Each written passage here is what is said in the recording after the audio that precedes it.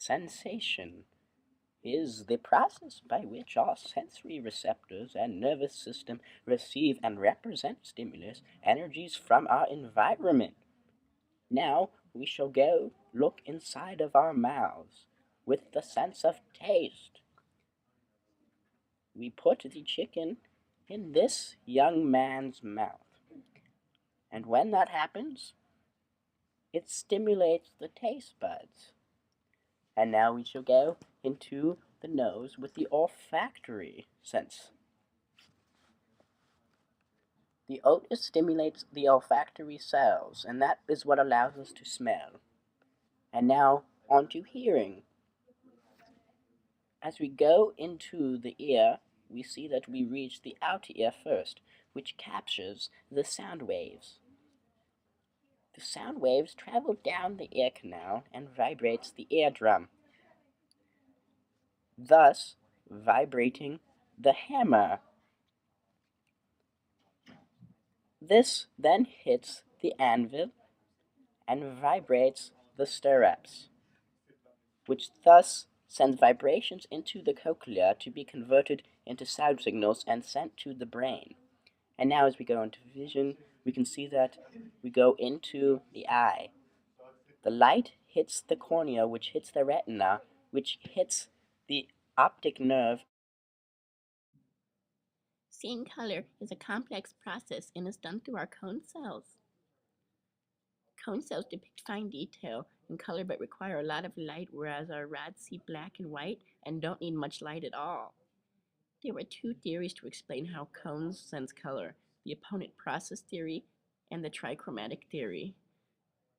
The opponent process theory states that there were two types of cones: blue-red and green-yellow.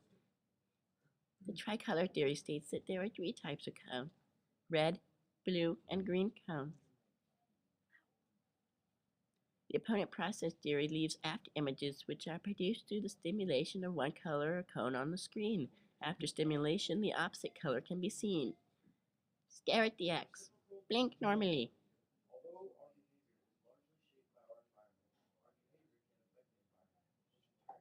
Keep staring at the X. X marks the spot. Don't be laughing.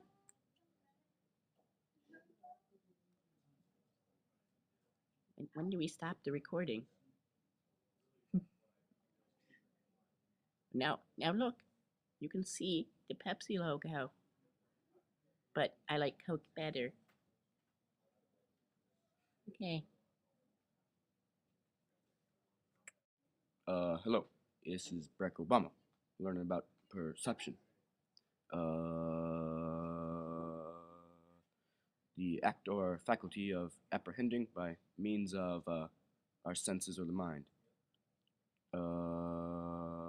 Our sense receptors are stimulated and the signal is converted into electrical signal through the process of transduction. The signal is then sent to the corresponding area of the brain to be apprehended and organized into information we can use. We can perceive in two different ways: top down and bottom up. When processing from bottom up, you start with basic sensory info and put together to reach a full perception.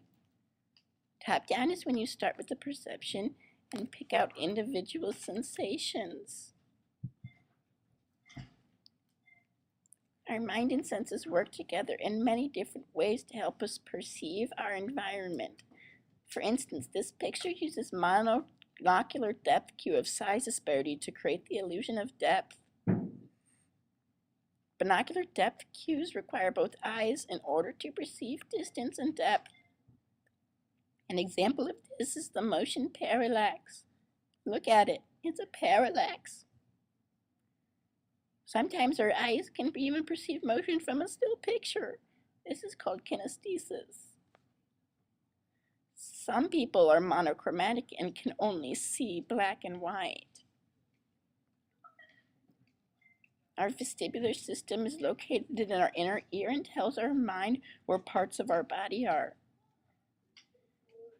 Place theory states that we can hear pitch based on which part of the cochlea is stimulated. Frequency theory states that we hear pitch based on the frequency that our cochlea is stimulated. What are you doing? Sensorineural hearing loss due to failure of the auditory nerve.